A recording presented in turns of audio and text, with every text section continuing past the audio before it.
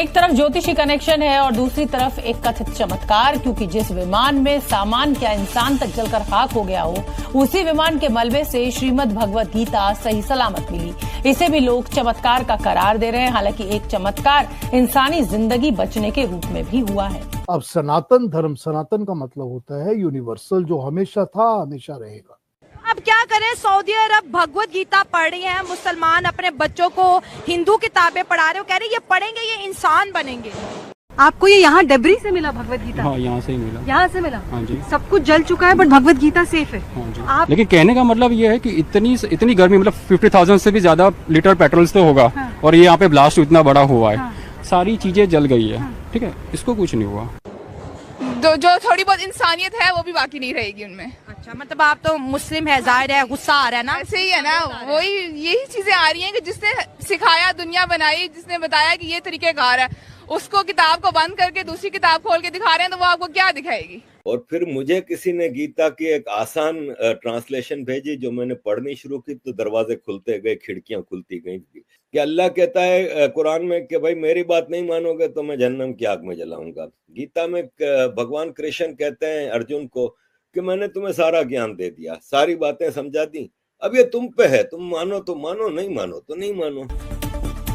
दरअसल rescue operation के दौरान टीम के सदस्य को मलबे में से एक पूरी तरह सुरक्षित भगवत गीता मिली। ये देखकर सभी हैरान रह गए कि जहां एक ओर चारों तरफ आग और तबाही का मंजर था, वहीं ये पवित्र ग्रंथ न सिर्फ सही सलामत मिला बल्कि उसमें एक खरोंच तक नहीं आई। वायरल वीडियो में देखा जा सकता है कि भगवत गीता की किताब बिना जले हुए है। शख्स ने इसे हाथ में ले रखा है और वो पास में मौजूद अपने साथी को इसके पन्ने भी पलटकर दिखाता है। पेज नीट एंड क्लीन है, आप पढ़ भी सकते हो, एक भी पेज में कुछ नहीं हुआ। इस पूरे विमान के हादसे में जहां सब कुछ क्षतिग्रस्त हो गया है, जल गया है, यहाँ पर ये भगवत गीता आपको सही हालत में यहाँ पर आपने अभी यहाँ पे पढ़ी थी। Yes yes.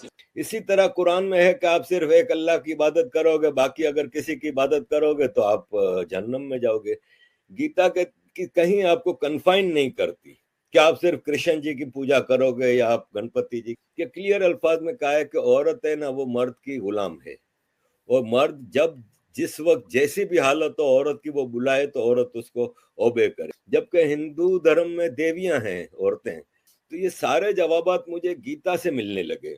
हादसे में मारे गए लोगों के प्रति जहां पूरे देश में शोक की लहर है, वहीं भगवत गीता का यूं सुरक्षित मिलना मानो सनातन संस्कृति की अटूट शक्ति और दिव्यता का प्रमाण दे गया हो। भगवत गीता में कहा गया है कि नैनम छिंदंती शस्त्राणी नैनम दहती पावक, यानी आत्मा को कोई मार नहीं सकता, आग भी नहीं जला सकती।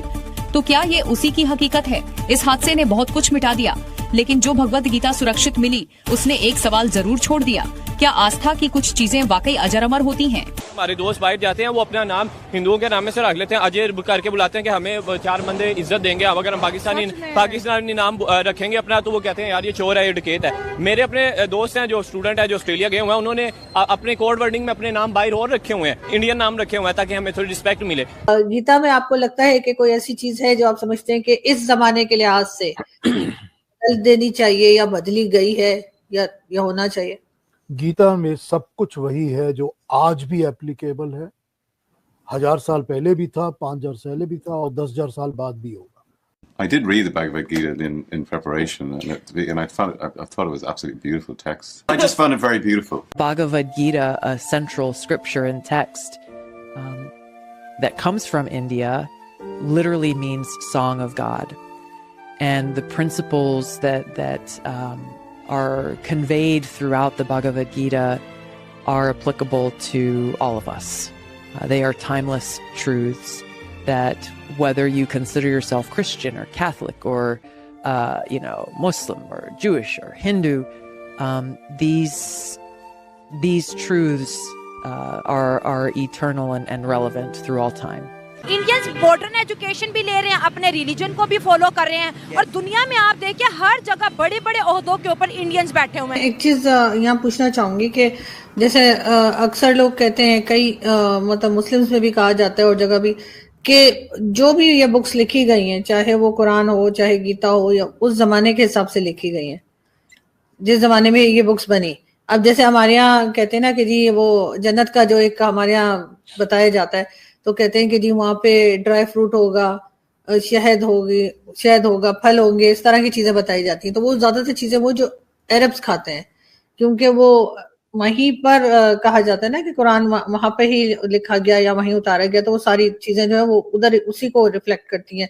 उसमें कहीं एशिया या यूरोप या अमेरिका की चीजें आपको नहीं मिलेंगी लिखी हुई।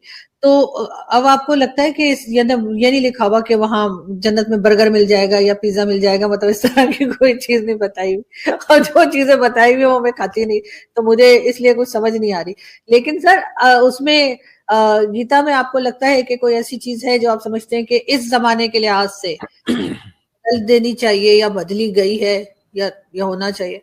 गीता में सब कुछ वही है जो आज भी एप्लीकेबल है।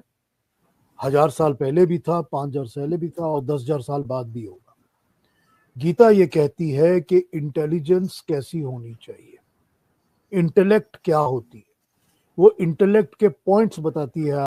दोस्तों 2 दिन पहले अभी प्लेन हादसा हुआ, हम सब ने देखा, जो कि हमारे देश के लिए एक बहुत ही दुखद घटना है, क्योंकि कई परिवारों के दिए बुझ गए।